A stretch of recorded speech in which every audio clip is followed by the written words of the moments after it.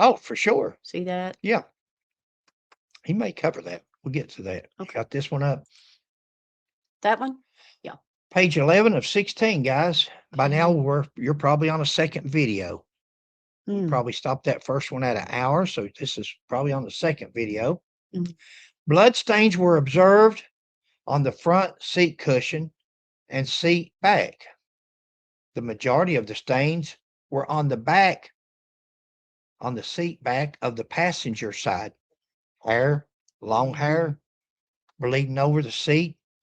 Would it be unusual? You're shot in the back of the head. Your top of your head's gone. You're bleeding. Would it be unusual for the blood to come down your hair and hang over the back of the seat? The stains in this area varied in shape and size. None were observed on the driver's seat cushion. Huh. What about that? How did he shoot her outside the car, move her inside the car, get the blood on the back of the car, but didn't get none on his seat? Because he was sitting in his seat, guys. Buford Pusser was sitting in the driver's seat when they shot. And when he went down, they shot her from the once already. Went down, they shot her in the back of the head. He's still sitting in his seat. There wouldn't be no blood in his seat at that point. Mine is Sheila's opinion, guys. Nothing more than opines. The stains depicted by red arrows in the image below were collectively identified as pattern H. Guys, you can, for report purposes, you can go around that car and you can ABC, you can go all the way to Z, finding different spots, different, and make a voluminous report out of nothing but glass and black spots, black and gray spots, because these are black and white pictures. These stains could be part of projected pattern. These stains could be part of a projected pattern. Those stains could be from Mars. Those stains could be, I don't want to say that, so many things. You remember in the bench seats? These were the old bench seats back in cars. Those were couches. People did all kinds of things in cars with seats like that back in the day. That could be anything. But he says these stains could be of a projected pattern, an expirated pattern, a cast-off pattern, a drip stain, or a combination of thereof. What did he just tell us? He just told us that he didn't know what in the world he's looking at. He don't know what in the world they are, but we've studied all these different drips and stains and patterns while we was in this class where we got certified as an expert. So let's throw them out there every chance we get. So, word salad? A word salad. That's a good way of putting it, baby. A nice way. A nice way. Guys, I don't mean to belittle anybody. I know it sounds like, guys, I take a devil's advocate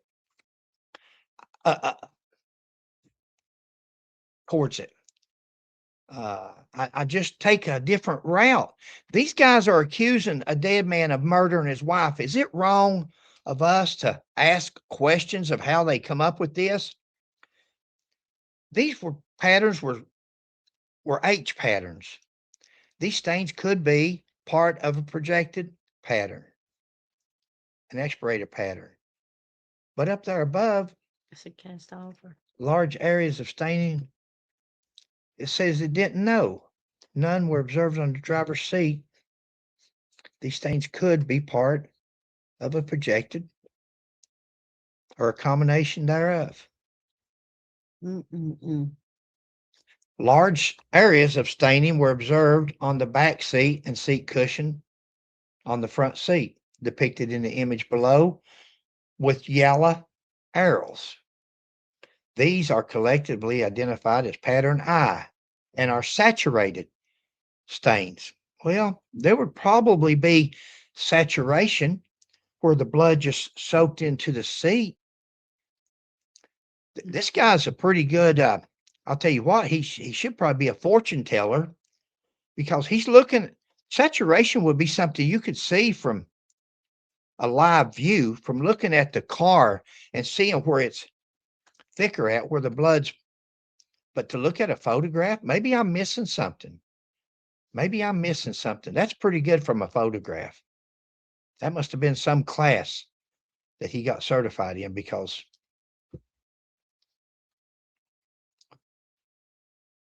I'm sorry, I get All right. some are present on the passenger side, but the more heavily concentrated saturation stains are near the middle and also on the driver's seat cushion and seat back. The area where the seat back and seat cushion meet the driver's side was very heavily saturated. Here's Buford and Pauline getting ready to go on vacation that morning, going to mom's and dad's, they're going down the road, seeing what they can find, taking a morning drive. Sun's coming up, 5:11, the sun come up. It's going to be a beautiful day. And all of a sudden, boom, here she goes. Blows up all over him, runs down the seat. She falls over against the door eventually. Yep. He finally stops, especially when he's hit running off the road. He finally stops, run over there to check on her. She's dead. It don't take a genius for Buford to know that his wife is dead. He runs back. They shoot him in the jaw. He runs back, gets in the car, and drives off. There's blood all over that front seat, guys. There's blood in his lap. He's bleeding profusely now. His jaw's gone. He lost. They gave him 6 pints of blood at the hospital. The report says. I'm not speculating. I'm not. That's what the hospital report says. Some are present on the seat to the side. Heavily saturated. Heavily saturated. Okay. Let's go to the next one, babe. Page 12 of 16. Blood was observed on the metal hinge mechanism and side of the seat at the lower door side of the front driver's seat, depicted with the red arrows. This area is next to and below the area of heavy saturation in the seat of the driver side. Let's see if we can see that. Do you see it? Looks like. I don't see the arrows. Oh, I see. I don't see. Oh, okay, right here. Yeah. The arrows pointing downward. Yeah. Ain't that the seat? That's the seat. But they're saying right here. See this right here? Yeah. This. But you know what else this is the driver's side. Yeah. Yeah. This is the driver's Yeah. side. Guys, is that unusual? Looks like. Is that unusual that Buford's jaw's blown off, that her head's been blown off? Again, if you look at the reenactment, when they shot her head, imagine that she's looking straight ahead. That blood would have, because all that blood in that reenactment, way her head was turned around, it went in the back seat. It covered the back seat area. Had that head been turned around, it would have come all over Buford. We got a video. It's either on Sheila's.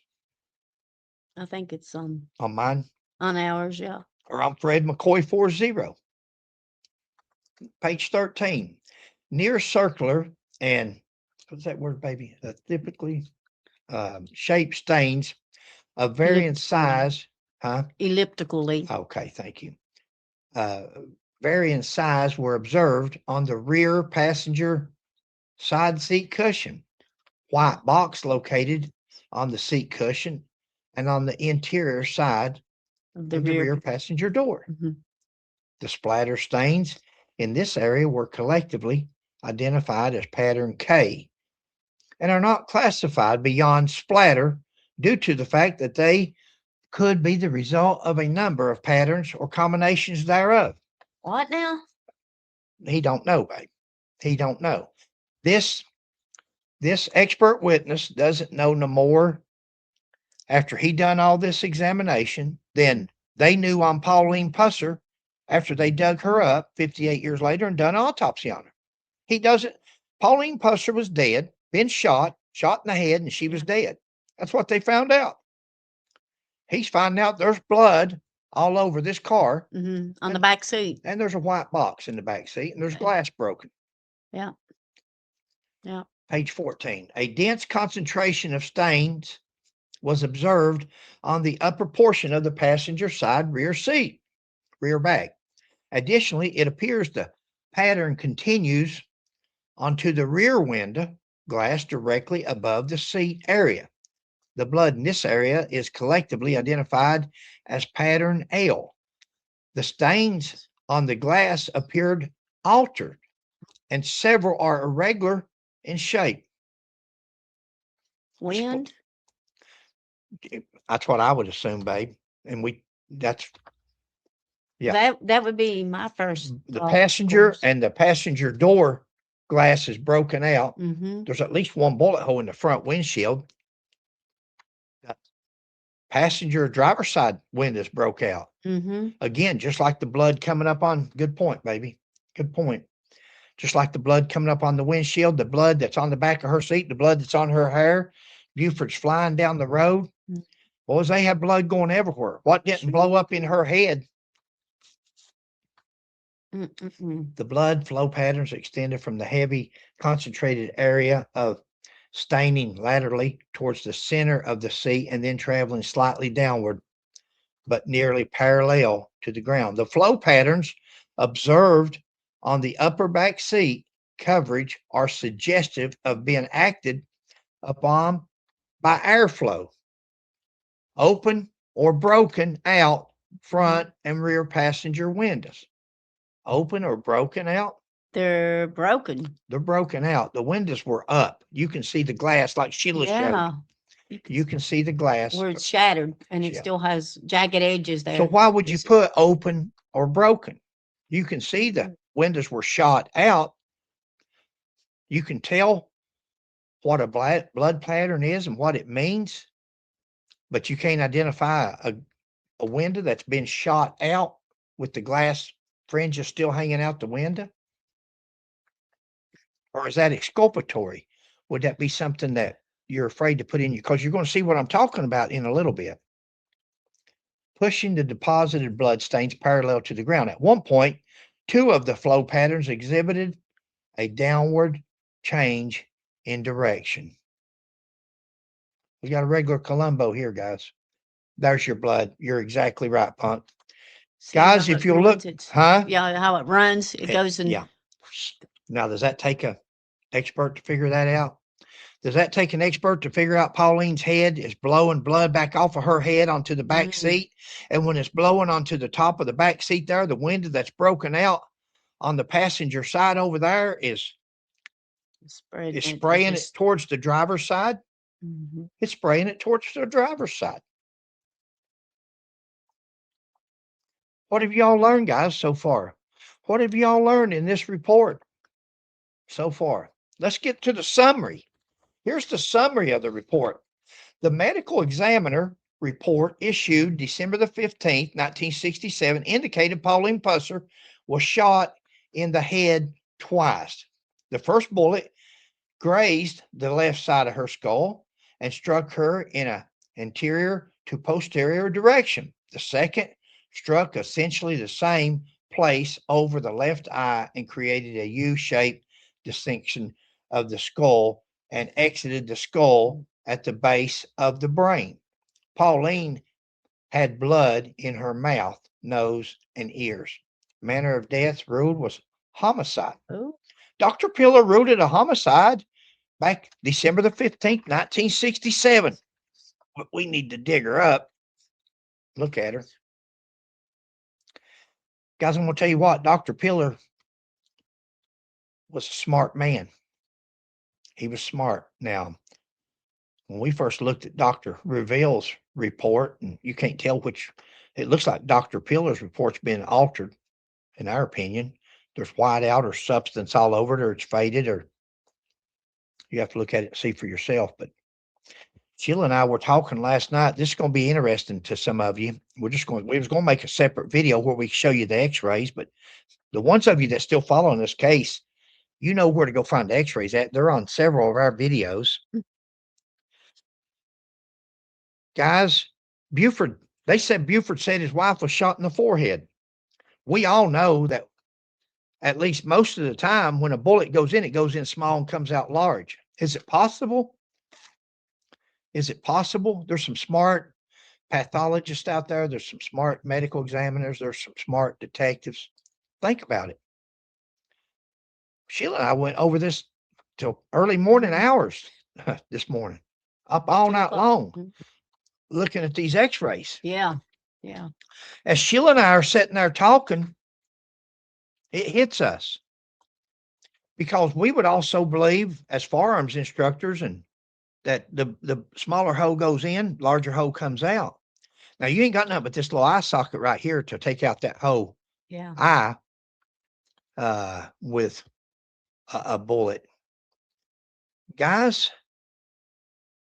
they're telling me and Sheila, and nobody can find them. Where is the picture? Did nobody take a picture of the back windshield of that car? I saw a report where it said 14 casings, 30 caliber casings were found. Mm-hmm. And there were 11 shots found in the vehicle. Where's those 11 shots at? Where are they at? We know there's 2 above Buford's door. We know there's 2 above the roof. Mm-hmm. We know she was shot at least 3 times. We know there's 1 in the dashboard. 1 went through the windshield in the front. Where's the other rounds? Why did Mr. Detective of the Year, I got you, Warren Jones, not take a picture of the back windshield? Or did he?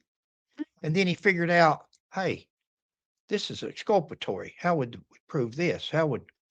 Guys, how was Pauline shot in the back of the head? Me and Sheila sitting here side by side. Buford and Pauline.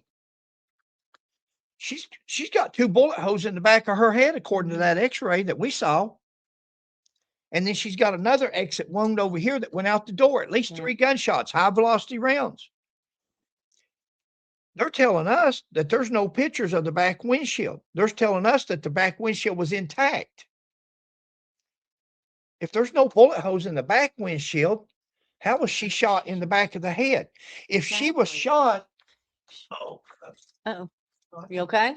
Yeah, I want to do I'll sit here like I'm straight ahead. If Sheila was shot, if Sheila's Pauline and the car shot her from the passenger driver's side as they come up beside of Buford, that wound would have went to the side of her head. Mm-hmm. How does she have 2 bullet holes in the back of her head, directly in the back of her head, if the back windshield is still intact? It couldn't have been. It's impossible unless she would have been looking toward the passenger side when they pulled up beside of her and shot her twice in the back of the head. Why would she been looking at out the passenger door? I don't know. Here's a summary. The medical examiner's report, he talks about the interior left him, was a homicide. Tennessee Department of Safety, September the 3rd, 1967. Agent Warren Jones discussed that several drops of blood were collected from the exterior of the vehicle, but the FBI was unable to determine a blood type. Well, it was one of 2 or both. They determined it was some was Pauline, some was Buford's, and some was inconclusive. That was as inconclusive as hers and his blood together, where he took a shower in her brains. Oof. Okay. Were collected in the exterior of the car, but the FBI were unable to determine the blood type. He also indicated visiting with Sheriff Pusser the prior week and receiving the following information from the sheriff. He was shot in the chin and bleeding profusely, and then walked around the car while holding onto the car. Agent Jones advised he did observe bloody handprints on the outside of the car. Okay. So that backs up what he was saying. Why would he shoot Pauline outside the car? This is the most dramatic crime scene set her up. Again, Buford Pusser should have been in Hollywood the way he can set up 2 crime scenes and fool all these people. He didn't only kill her outside the car, put her in the car while she's bleeding out. He got over, shot himself in the head, and then went around the car and said, I'm going to make me some handprints around, look like I've never seen a case. I've never seen. Woof. Was holding onto the car. Agent Jones advised that the handprints were outside the car. Does that make sense to you guys that Buford would do that? I mean, is that really, did he have to go that extra mile? He done shot his face off. Mhm. Would he really have to? I better put me some handprints out here to make it look good. I got Warren Jones on this case, boys, this is statement by Sheriff Pusser. See that little arrow there, guys? I mean, that little star. Mhm. Statement by Sheriff Pusser. When you see that, discard that out of your brain. There is no such thing as a statement by Buford Pusser that's ever been produced yet. Was there a statement by Buford Pusser, signed, dated, letterhead, witnessed in the original file? It's possible. It's possible, but it's gone. There's never been one produced with a signature that a person can say, hey, here's Buford's signature. Compare it to his paycheck stub. Compare it to his income taxes. Compare it to his paper that he signed with his Corvette. Yeah, his Corvette, that brand new Corvette he bought or they donated or whatever. Statement by Sheriff Buford Pusser. Sheriff Pusser was on patrol that night of August 11th, 1967, and arrived home at 4:30 to 5 o'clock a.m. Am I wrong, or did Dennis Hathcock not say that Buford Pusser got home at 2:30 that morning? Am I wrong? If I am, please correct us so we can change that. I heard on one of Mike Elam's videos one time that Dennis Hathcock said him and Johnny followed Buford home and he went home about 2:30 that morning. Could be mistaken. I could be wrong. Please let me know if I am. But they're saying that in Buford's statement that he don't have, that he never had, that's never been produced with a signature. There's something out there that somebody's wrote in third party and saying Buford said this and Buford said that. That's not Buford's statement. That's a statement somebody's typed up. Says that when he had just got home 4:30 to 5 o'clock a.m., August the 12th, 1967. You know, guys, there's not a time that I've ever went out on a call or that I come back from a call that I didn't look at my watch or a clock. It's just something you do. Or when you call in, 1098, and the dispatcher tells you the time. Now, I realize that Carl was the dispatcher and they probably didn't even do that stuff back in them days. But he would have looked at you look to see what time. So because you want to be able to tomorrow, the next day when you're at Kokomo's or you're at a restaurant or you're eating breakfast and somebody said, hey, Buford, how you doing? I'm doing all right. Boy, you're looking poor, Buford. Yeah, I was out till 2:30 last night. I was out. I didn't get in at 4 o'clock this morning. You want to be able to tell people, yeah, I was out. I was out most of the night working. Well, you was home bed sleeping. Your tax dollars were at work. Old Fred or old Buford or old Mr. John Doe police officer out here was out working while we're home sleeping. He received a telephone call 10 minutes later, and the individual requested that he go check something out. The caller provided a location. Sheriff Pusser and his wife. What? I felt you. If Mr. Pusser was doing this report, he would have told where the caller had said to go to. He wouldn't have said he was provided a location. Why did they write it like that, guys? Why did they write it like that? Why did they say the caller provided a location? You're exactly right, babe, how he would word it. Right. He would have said, I they called it told a me to different go. way. Yeah. Buford would have said, New yeah, Hope. I got a call about 10 minutes later, and a man's voice told me to go down New Hope Road. If I didn't find something, I'd find something interesting there. If I didn't, come on down to Jordan Hollis. Why would they take out? Why in this report would Mr. Latham or whatever his name is take out? It doesn't say come to a certain location. Remember, the newspaper, I've always said that when you listen, if you want to know Buford Pusser's statement, listen to Eddie Bonds. Listen to what the newspaper articles at that time said. Even Bill Way, the first day, Bill Way wrote the article right that day. He was shot 6 o'clock that morning. By 10 o'clock, 12 o'clock that day, in August the 12th newspaper, they already had it in that paper that day about the shooting. It was already published. And that was an unblemished newspaper report where Bill Way done his investigation and was telling what as much as he could find out. That was before he got his brain fogged up with Mike Elam or Warren Jones or people like that over the years that has put things in his mind. Buford Pusser, in fact, in Bill Way, it's in Bill Way's article there, if I ain't mistaken, August the 12th, 1967, where it says Buford got a phone call. I think Carl had got the phone call first at 4 o'clock in the morning. And Carl says he ain't getting them up because they were going on vacation that day and he hadn't been in long.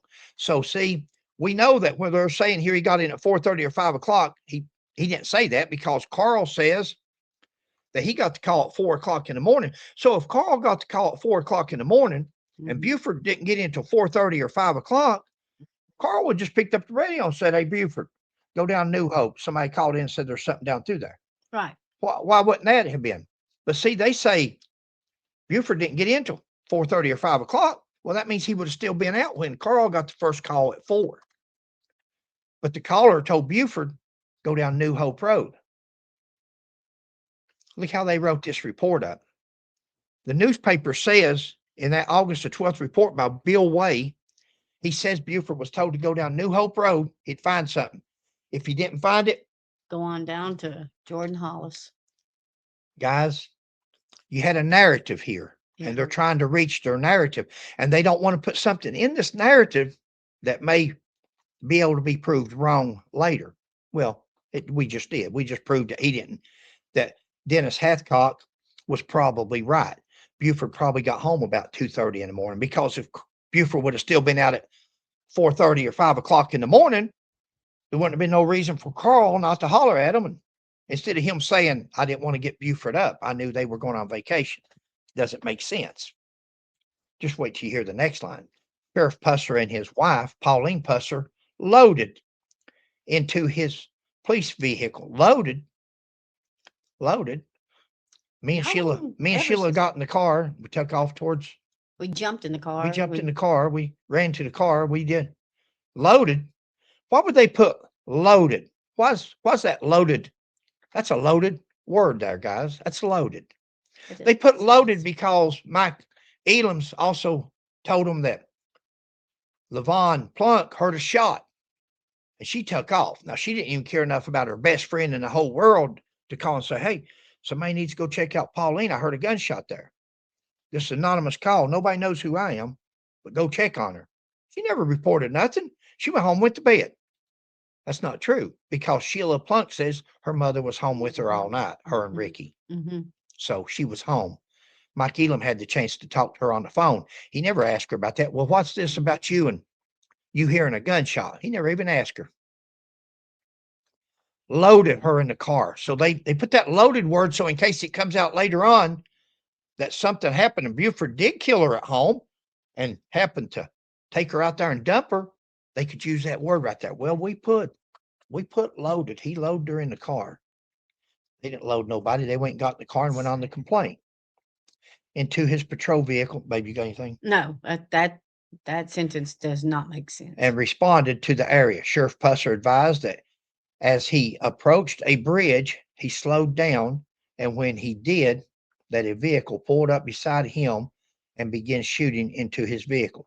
Sheriff Pusser estimated 4 to 6 shots were fired at his vehicle, and that one of them hit Pauline. He reported the shot didn't knock her over, but she did start hollering, oh, oh, oh. Guys, if you believe that Pauline did anything other than exhale or some kind of then you've never seen people die.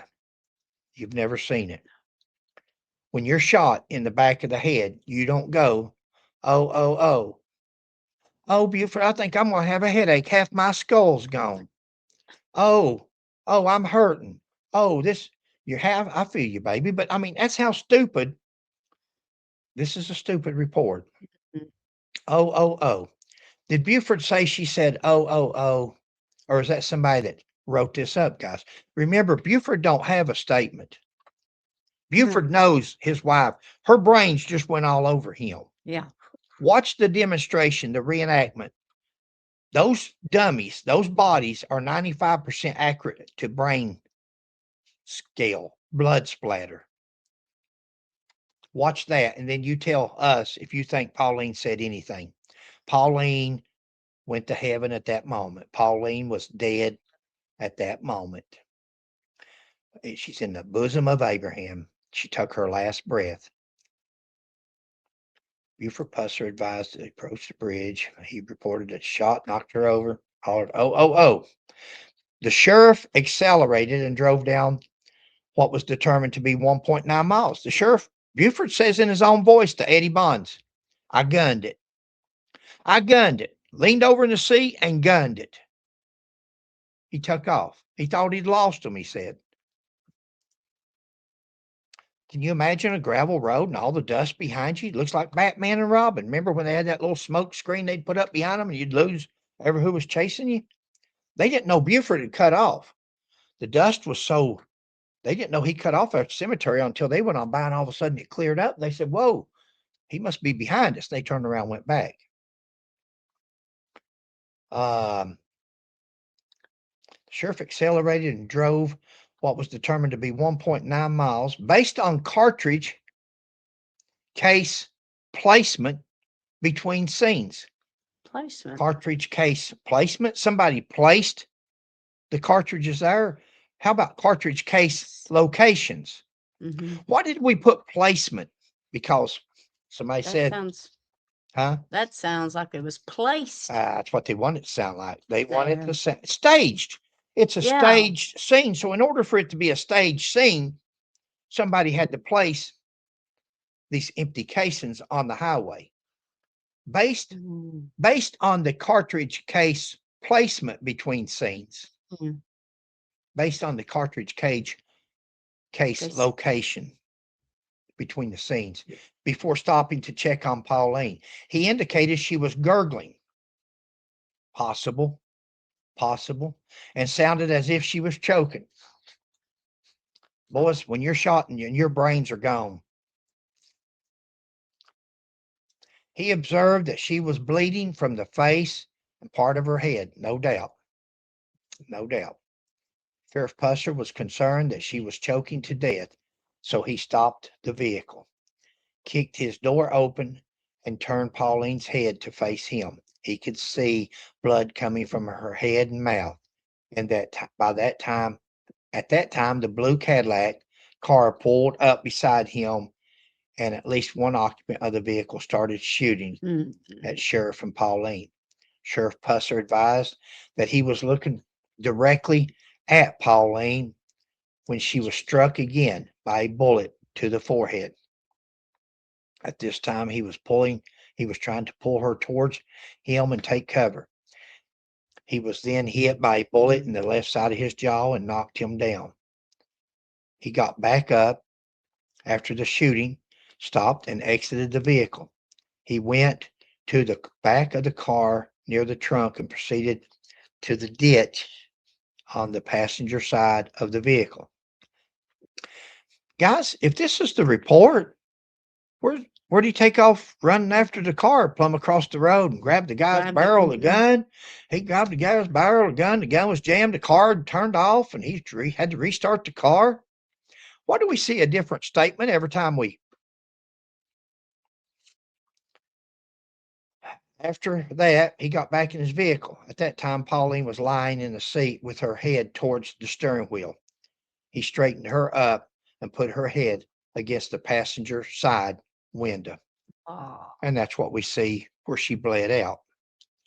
What you gonna say? That's just sad. Yeah. You know, when they pulled, according to Hugh Kirkpatrick and Jay Reed, that trooper, when they got there, and Smith, Pauline's head was laying, Donald Smith, Pauline's head was laying in Buford's lap.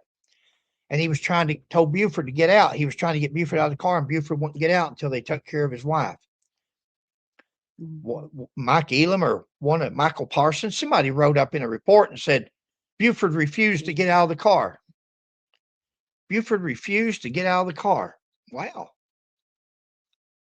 It's He not that refused he to get out of the refused. car He wanted them to take care of her. He until wanted to check. according Yeah. to Donald Smith, which had no Mhm. reason to lie and was nothing but one of the most truthful people we heard in all the interviews we listened to. Admirable for him he wasn't swayed. They No. didn't put words in his mouth. They didn't sway him like they did Mr. Mullins and Phyllis. He stuck to his guns and he said he wouldn't get out of the car. He wanted us to take care of his wife first. Sounds like a husband, don't it? Sounds like a loving husband. Kansas Bureau of Investigation. Guys, I've got some questions on this. Okay.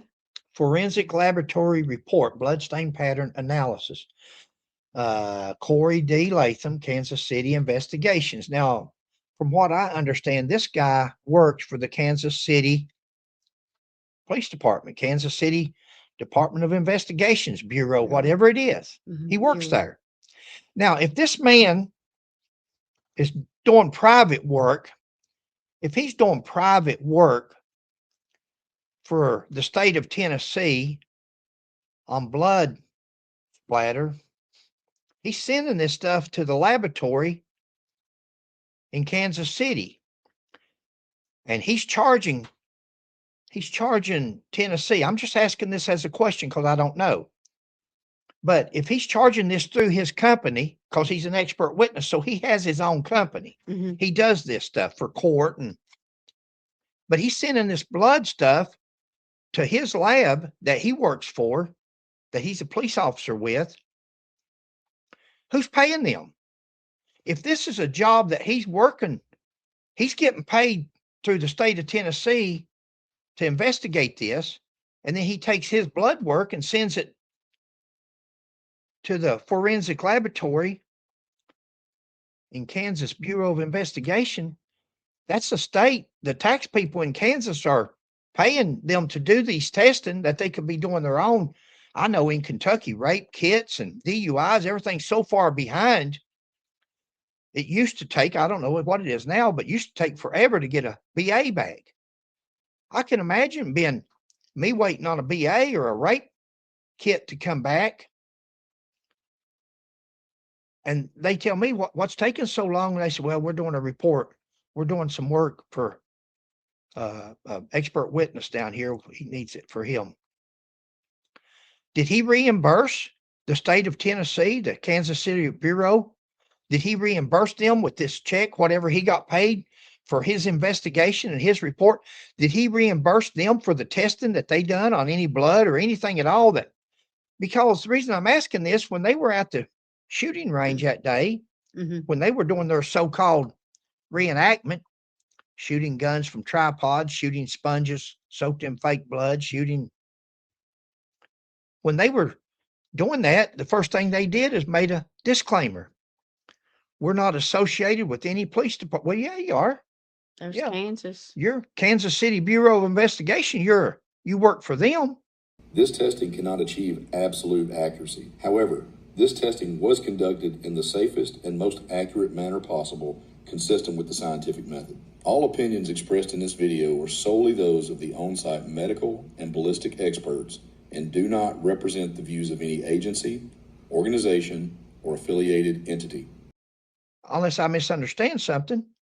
It's funny how Mr. Davison on the press conference, he wants to claim Corey Latham with the Kansas Bureau of Investigation.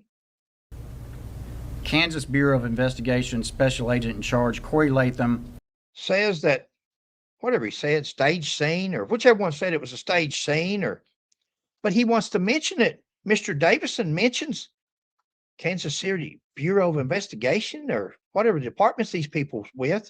He mentioned them. I specifically remember. You want to mention them there to have extra credibility toward what you're saying you found.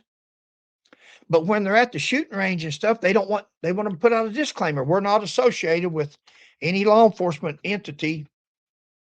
Well, yeah, you are. If you're employed by Kansas City Bureau of Investigation, and according to this report, lab report case number G23-01927, report 1, contributing agency 7/13/23 at 15:46 p.m., 3:46 in the afternoon. You submitted this to the lab. Who's paying for this? Let's continue on. That's something that can come out whenever suits are filed and they get these cases in report and get people under oath where you can say, how much did you get paid? How much were you paid? How much did you reimburse Kansas City Bureau of Investigation out of what you got paid? How much did you charge? Is that allowed for you as a private agency, a private expert witness? Is that allowed for you to submit cases that you're working with on an individual private basis to the lab in Kansas, Illinois, or Kansas City Bureau of Investigation? I had a good, I changed it, got lost there, but I had a good point there. How did he recommend this guy that's in Kansas? I don't know. How did he end up being the I one to figured do it was somebody that somebody's kin to. I mean, I had well, you're uncles talking that was, about Tennessee, and he's in Kansas. I had an uncle that was the chief of police in Imperial Beach, California. Had a cousin that was chief of police in Boston, Massachusetts. All these people, and then you get to know other people that you go to school with or classes with throughout the years, and you say, hey, or is it just an easy mark? Is it an easy mark? Is it somebody that they say, I don't know this, I'm speculating. Is it somebody, Mr. Davison and Mr. Roush and Mr. Parsons? They were talking, they said, we need an outside source. Well, we can get the FBI. FBI ain't going to go along with this, guys. They ain't going to do it. How about the ATF? No, they ain't going to do it. Well, I know this guy I went to school with, or I've got a nephew, and he'll sign anything. I don't know that. I'm speculating. Well, yeah. But it's fair for me to speculate on that as him to speculate on this blood splatter that he knows nothing about or even what it is. You're going to find out in a minute. We've kept something way back, and you're going to find out when you do, you're going to think to yourself, wow. What was you going to say now before I go? No, I was just wondering how they ended up with him in Kansas Bureau, and they're in Tennessee. Well, maybe he's easy mark. Maybe like Mr. Ravioli. Dr. Ravioli says, if you reveal, Dr. Reveal says on his ad, expert witness, if you're not 100% satisfied with money back, 100% guaranteed money back. They must have been satisfied. I imagine the state of Tennessee paid Dr. Reveal. I imagine he got a paycheck out of this. So they must have been satisfied with his finding of she was shot outside the car and moved inside the car. Here's your signature. That's all you need. Put me down as expert witness. You don't need to get 5 or 10 more experts. I've done told you. Oh, no, that's all we need. We got the one. Mr. Davison says, well, we got one that says that she was killed outside the car and put inside the car. That was his words. Yeah. Reporter asked him, so we've got one witness, that expert witness that says she was killed outside the car. Here we go, guys. In the early morning hours, Tennessee, McNairy County, Tennessee Sheriff Buford Pusser was reportedly summoned by an unknown man who placed a call directly to the sheriff's residence to respond to a specific rural location in the county. So they want you to think with Mike Elam's book. Mike Elam says he was told to go down on 45 to the state line. Buford was told to go to the state line. Why didn't he go down 45? Why did he go all the way down New Hope Road and take that long drive when he could have went out here and hit 45 or whatever that road is? 60. Because he was told to go down New Hope where he would find something interesting. Because Buford was told, come down New Hope Road, you're going to find something interesting. If you don't, come on down the Hollis Jordan's at the state line. Now, look how this guy wrote this up. Look how honest. Look how fair. Look how no deceit here. Residents to respond to a specific rural location in the county. Sheriff Pusser's wife, Pauline, accompanied him on the trip. Go ahead. The sheriff reported that when he arrived near the stated location and as he slowed his vehicle to cross a bridge, a vehicle pulled alongside them and fired a gun into the vehicle, striking Pauline in the head. Okay, let's stop right there a minute. The sheriff reported that when he arrived near the stated location, Mhm. the sheriff stated, when I arrived near the stated location, or did Pusser say, when I arrived down on New Hope Road, I just went past the church, come up on the bridge Exactly. below the New Hope Church. New Hope Church, New Hope Bridge, New Hope Road, stated location. We're to believe that the sheriff stated I went down to a stated location. Warren Jones didn't say, Buford, what stated location is that? I'd like to have that for my report. I can't put in my report you went to just a stated location. Where'd they tell you to go to, Buford? He would be curious as to know that. Yeah. If you guys believe that. Yeah. And if you That's- can't see how one-sided these reports are, you shouldn't be driving a car.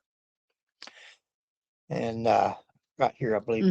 babe. Sheriff Pusser sped ahead and then stopped after he thought the vehicle had left the area to check on Pauline, who was at that time apparently choking. While stopped, a vehicle pulled alongside a second time and again opened fire on them. Pauline was shot a second time in the head. Sheriff Pusser was shot one time on the left side of his jaw during the second shooting incident. Pauline died as a result of the gunshots, and Sheriff Pusser survived. Tennessee Bureau of Investigation, TBI, is investigating this death and requested a blood stain pattern analysis by the Kansas Bureau of Investigation. Well, that would explain why the labs got it. See, I was thinking that Corey Latham was working Mhm. as a private individual on this case. Okay. Is he not? Because, reach me that book down there. Is he not? Because the way I understand it, he has his own organization. He has his own business. Is it in the back or the front? Guys, somebody Towards sent the me, back. Seems like he was thinking everybody in the back. somebody sent us Yeah. a book of Oakley Dean Baldwin Sources. sources. Um, and in the back of his book, I guess they want us to evaluate it. And in the back of his book, I just happened to be skimming through it the other day. We haven't had time to No. look at it, We've been busy. but it's got, I was going to try to show you, there's nothing like showing truth with proof. And, but in here somewhere, it's got, I thought it had Figure Corey, statements of him. I thought it had Corey Latham. I thought it had him listed as an expert witness, more or less as a, Who are these and people? we may find it later. Additional interviews and witnesses. Yeah, that's just statements. Mhm. We're looking for people that got plugged as far as, Well, I remember you reading part of that, and I thought it said Corey Latham. And, you know, when you're looking for something, guys, of course, Sheila, go ahead and read see. description of evidence. Read that down.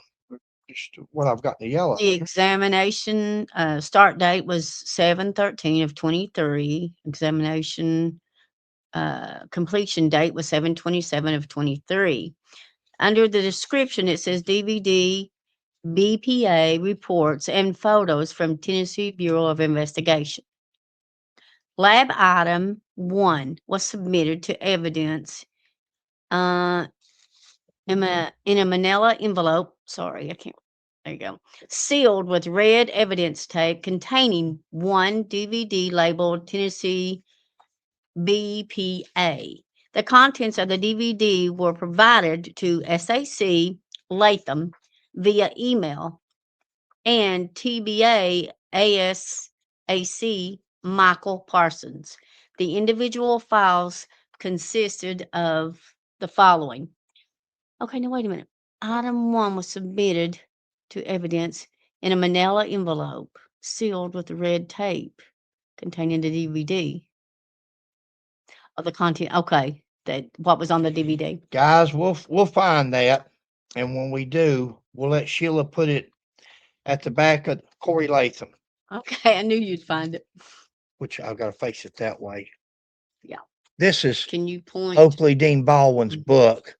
Well, they'll see it. It's up in here somewhere. Corey Latham. Now, it doesn't say, so if he's got his own business, otherwise it would say Kansas City Bureau of Investigation. I have a feeling KBI. that he charged. Again, this would be a good thing for depositions when there's a lawsuit filed against somebody, and get these guys under oath and ask them, how much did you get paid? How many hours did you work? Did you send stuff to other agencies and double dip while you're on the job? Did you work on this case while you were actually on the clock as a Kansas City Bureau investigator? I don't know. We want to blame Buford of killing his wife. Does these other guys not do anything out of the rim of the law? Is that too far to believe? As many people as I've done videos on, it's not. Now, this next thing is what you're going That last sentence is where we're you're at. going to find very interesting. Sheila was looking over this last night. I was going over some reports. Sheila was going over others. Now, in the front there, it's talking about all the evidence and the blood splatter and all that. She's done read you what was in that manila envelope that they kept. And in that manila envelope, they're going to list it here, 1.1. It's a PDF file with 23 black and white crime scene photos. 23 black and white crime scene photos. Okay. Okay, what else is in there? Go ahead. Go ahead. Medical. With medical examiner report, 2 pages, 1.3 PDF file with Tennessee Department of Safety, September the 3rd, 1967 memorandum from Agent Warren Jones, 1 page. Now, guys, it says next that the file with statement from Sheriff Buford Pusser, 4 pages. There is no statement of Sheriff Buford Pusser. There's a 4-page statement, no letterhead, no signatures, no dates, no witnesses, that somebody has taken a 1960s typewriter or 1960 computer font and typed up. There is no statement of Buford Pusser's. Medical examiner notes, we're going to read them in a minute. McNairy County Chief Deputy Moffitt's statement, 3 pages. Jim Moffitt's statement, 3 pages. Jim Moffitt didn't have a statement, guys. Jim Moffitt doesn't have a signed statement, letterhead statement. It's the same as Buford Pusser. I would say that if a person had enough time over the years, they would have probably had more. They would have had statements from the good Lord himself, probably, if they'd had enough time to think about it, because whatever comes to their mind while they're in these cubicles, or after Buford Pusser died in 1974, they could type up, they could say anything they wanted to say. And after Jim Moffitt died, they could do the same. Blood stain pattern analysis.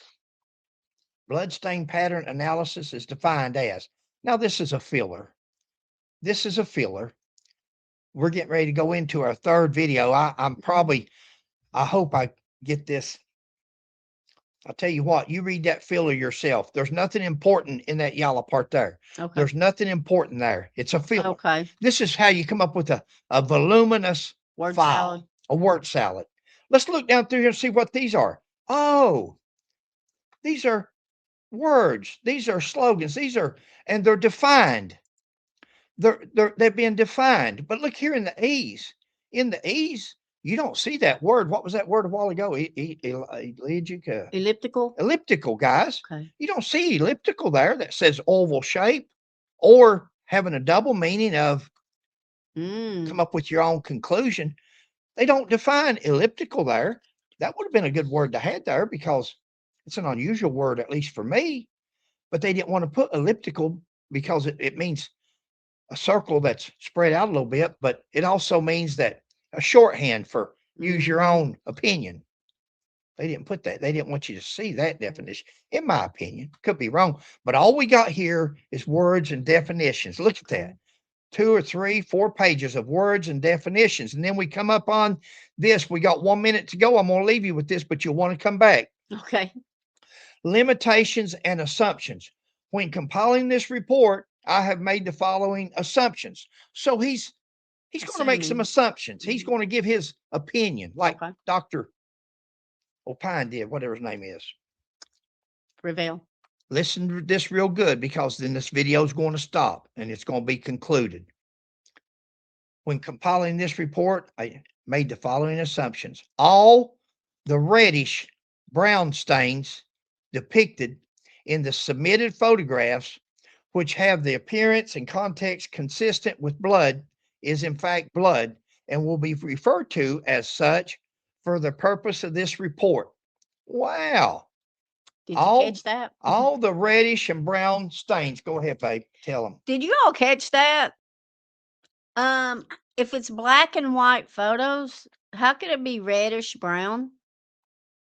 How can you see color if it's black and white? This is your expert witness, guys. All the reddish brown stains, they're putting that illusion. What's he Mhm. called? Illusionary Yeah, truth. truths. Yeah. He's putting that in your mind. So when you see this stuff, you're Yeah. thinking all the reddish brown stains depicted in the submitted photographs. Well, the photographs that were submitted were what were they? Remember, guys?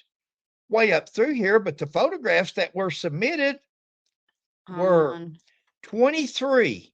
Do you want me to go? Oh, back? I'm sorry. Yeah, go back. Oh, wait. No, you can't go back. Can Yeah, you? I can. Go Hold back on. fast then, 1, 2, because we're over an hour. 3, 4, Go back one more time. 5. There you go. Look down at the bottom there with the Now star. you can see that. 23 black and white crime scene photographs. Since when did black and white photographs Show color. show color? I'm over there last night reading something else, and she's reading that. Red tint. Yep, brownish. The ones with the red brownish tint. Go ahead and go back. Guys, this is going to go into part 3. Oops, did I go too Okay, far? because right there's an interesting report. That's Dr. Yeah. Revelle. You're probably going to want to return for that one. Mm-hmm. Sorry, guys. Be continued. Catch you on the next one. Don't kill it yet. Yeah, I know. I'm just gonna wait. Do you want me to pause it or anything? You want to stretch? Can you pause it for a minute? I need to pee. Okay.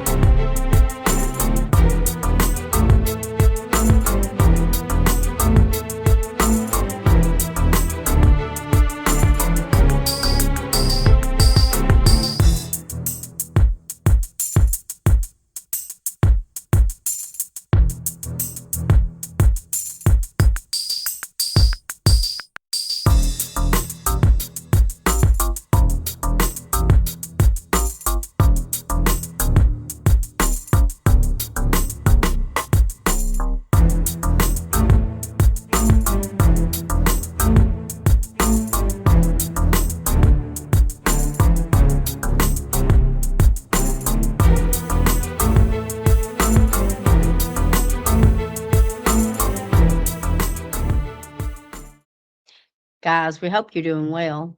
Thanks for watching. Please like, subscribe, and share. And we'll catch you on the next one. Bye. God bless.